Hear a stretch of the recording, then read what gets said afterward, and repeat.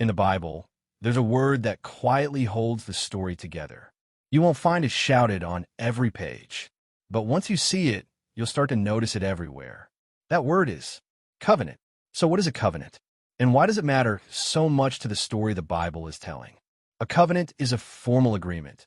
Yes, but it's far more than a legal contract.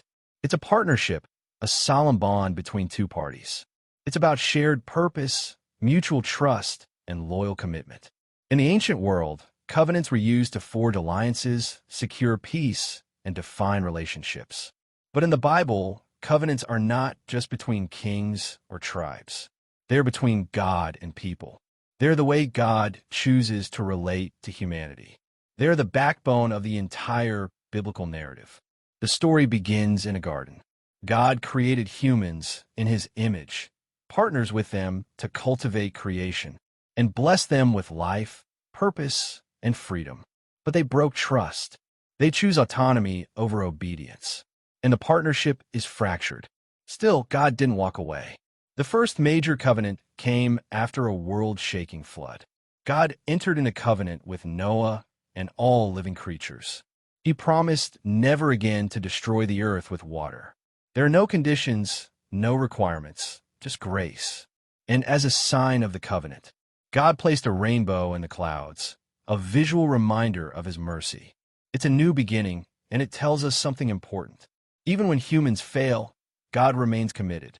Then came a turning point in the story. God called a man named Abram, later called Abraham, and made an extraordinary promise. I will bless you. I will make your descendants into a great nation. And through your family, I will bless all the nations of the earth. This covenant is about restoration. God is launching a rescue plan for all humanity, and he's starting with one family.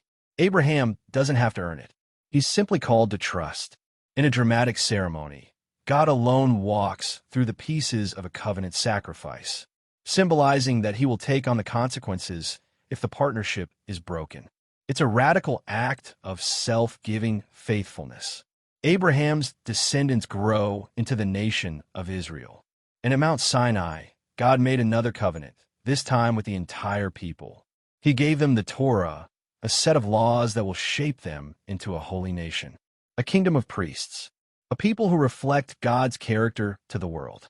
If you obey my voice and keep my covenant, God says, then you will be my treasured possession. The people agree, but their loyalty is short-lived. They built idols, broke commands, and forgot who they were.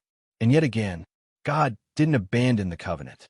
Through leaders, judges, prophets, and kings, God keeps calling his people back to himself. He sends reminders, warnings, and invitations. Among them, God made a covenant with King David, that one day a descendant of his would reign on the throne forever, a king of peace, justice, and righteousness.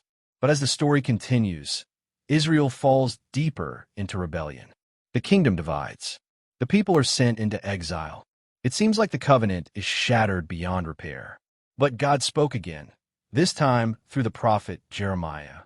The days are coming, he says, when I will make a new covenant, not like the one I made with their ancestors, but a covenant written on their hearts.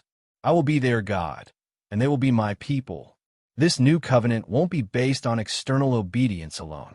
It will be internal, spiritual, transformative. And that promise came to life in Jesus. At the Last Supper, Jesus took a cup of wine and says, "This is the new covenant in my blood, poured out for the forgiveness of sins." Jesus is the faithful Israelite, the true son of Abraham, the royal son of David, the covenant partner we were always meant to be, but never could be on our own. Through his life, death, and resurrection, he fulfilled every promise and took on every curse. He opened a new way for all people to enter a restored relationship with God. So why does covenant matter? Because it reveals the character of God, a God who binds himself to humanity in love, who remains faithful even when we are not, who never gives up on his promise to redeem and restore his world. From beginning to end, the Bible is not a random collection of stories. It is one unified story, held together by covenant. And at the center of that story is a God Who keeps his word, no matter the cost?